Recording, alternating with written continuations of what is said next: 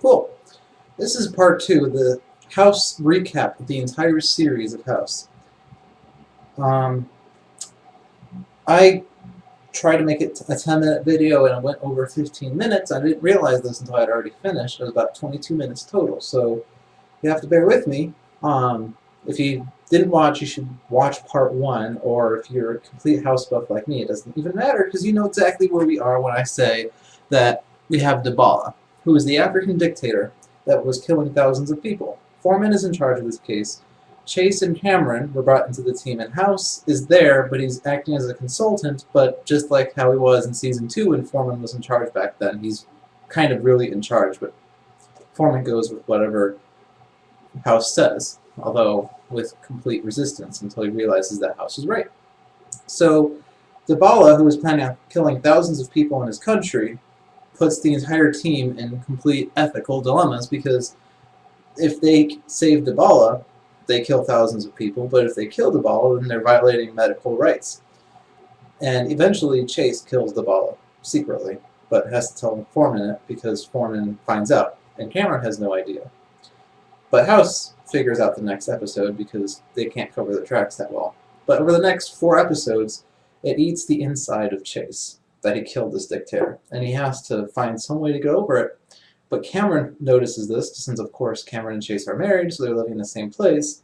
So Cameron eventually forces the information out of Chase. Chase tells Cameron that he killed Dibala. Cameron tries to deal with it for an episode, says that we can do it, we can do this, but we have to get out of Princeton Plainsboro.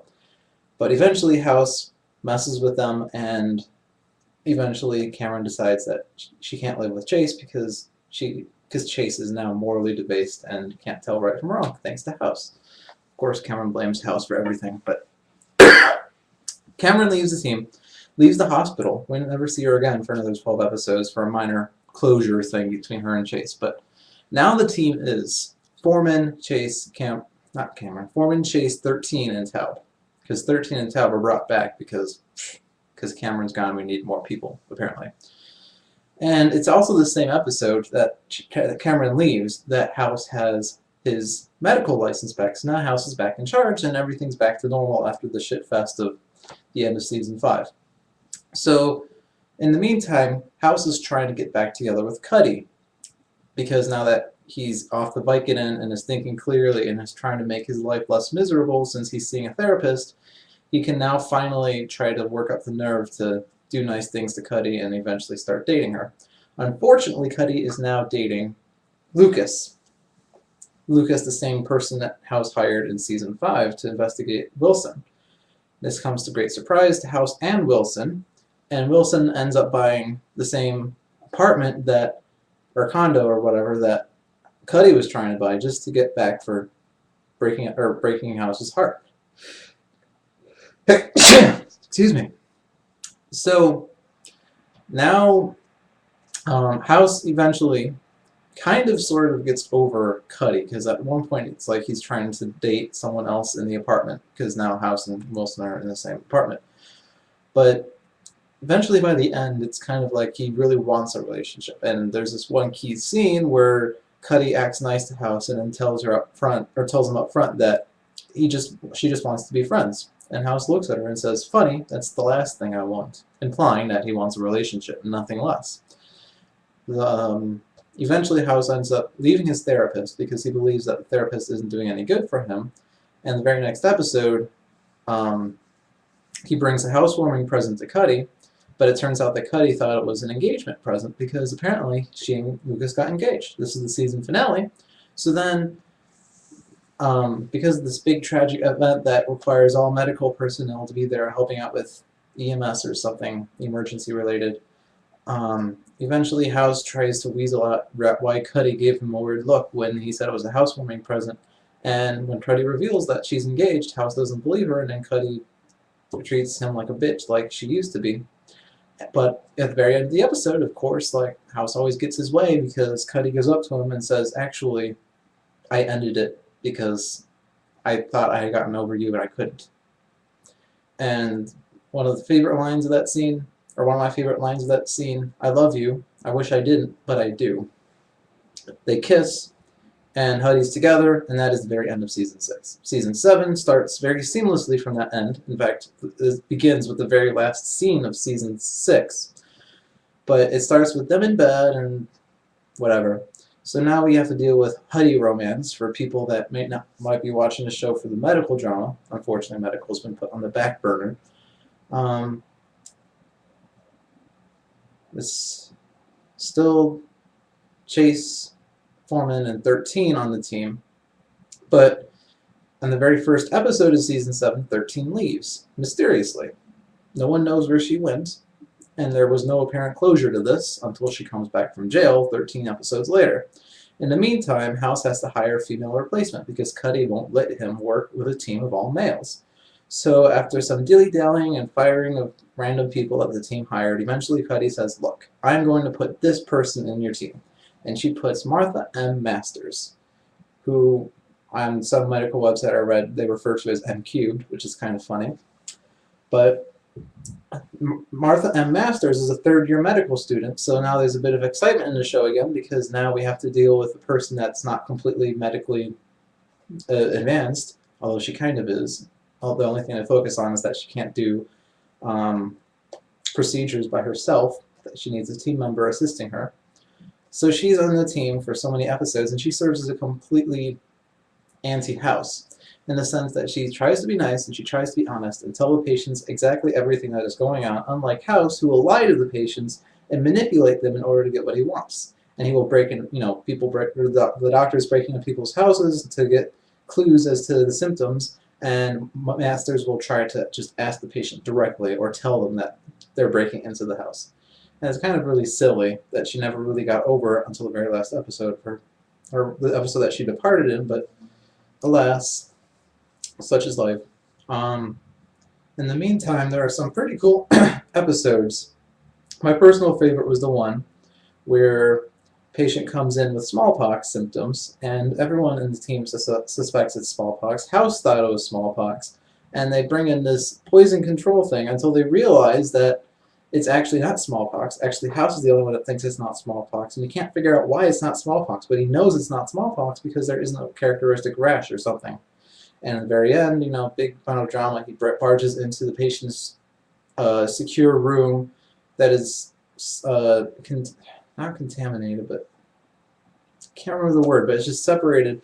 He barges in, breaks the seal, and now he's trapped in the room with smallpox, and there's this huge drama of, is he going to die of smallpox? But they eventually find out exactly what it was. It was rickettsial pox or something like that, and it's something that the dad caught from the daughter, but the dad had a compromised immune system or something like that. I'm not sure, but it was a very nice dramatic episode because it was highlighted by the fight between him and Cuddy, because they fought several times during their relationship. Unfortunately, the final fight that killed the relationship completely was the one about her cancer, because Cuddy had found a tumor in her kidney, I think, and they biopsied it, but it didn't tell anyone whether it was good or not, so they had to perform surgery. This entire time, House is afraid to confront Cuddy because he's afraid to lose her, and he's trying to convince everyone, including himself, that it's nothing.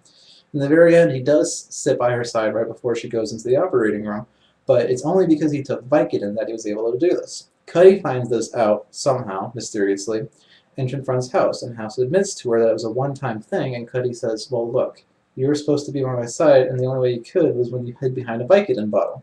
So I don't think you want to be with me, or something like that. Like, you have to deal with the emotional pain, and eventually breaks up with him. Sad face.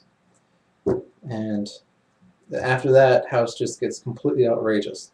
The series, not the character. I mean, the character is outrageous. The entire series just got outrageous after that. And each episode tried to be the most dramatic episode of the season after the one before, like more outrageous than the episode before. It was absolutely mind-boggling what they tried to do, and I wasn't a big fan of it. But the very first episode after the breakup, House is living in a hotel room with 10,000 other prostitutes. It's kind of disgusting, and he's popping Vicodin like it's candy again so soon after detoxing. It's like the entire season 6 was all for nothing. And it culminates with him jumping off the hotel balcony into the swimming pool, drunk, trying to show off that he's like a partier kind of thing. The episode after that, he marries someone as a blue card or green card marriage, and since he just dumped Cuddy, that's a complete slap in the face. And this all climaxes when House decides to adventure with experimental drugs designed to rebuild the muscle in his leg. Now, this is great and all, except it's experimental and it was being performed on mice and not on humans. And of course, he stole them unethically, illegally, and whatever. But the point is, he puts the medicine, injects the medicine directly into his leg, which ends up somehow like actually repairing the muscle. He's getting muscle growth, and it's like he's strong again, except he's still limping somewhat, but he has muscle strength there, which is great and fine and dandy until he finds out that the experimental mice all died of tumors that developed at the very last minute with absolutely no warning. Now, House hears about this, freaks out because he just put the medicine in his leg, goes to the hospital on his own, gets an x-ray, and finds out, hey, he has a bunch of tumors down there.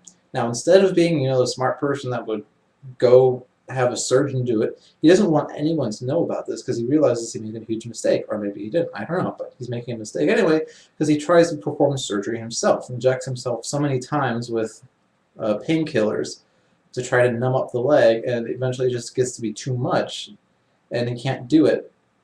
And he tries to call each person he knows one by one. Wilson, then every member of his team, and then ultimately Cuddy, because Cuddy's the very last number on his list.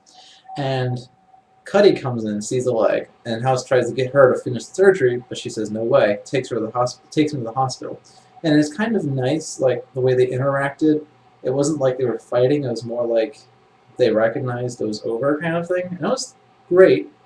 And I thought it would have made for a great season finale as a way to wrap things up. But of course, this is Drama Fest. We have to make this more dramatic. The very next episode, the season finale, Cuddy wants to reconcile things with House.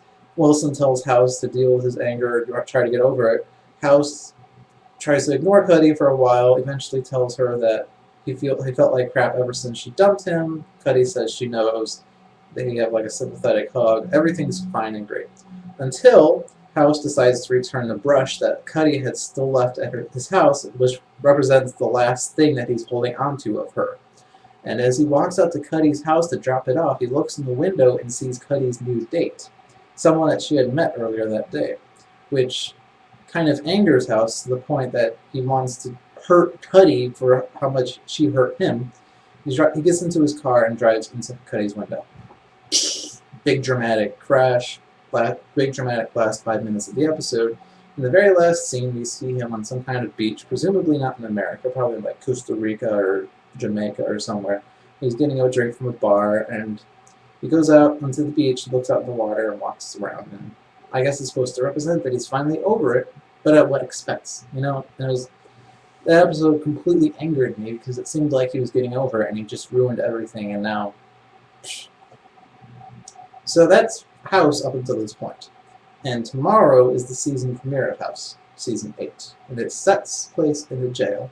We will see if House can ever get out of this mess that he's made. That's it.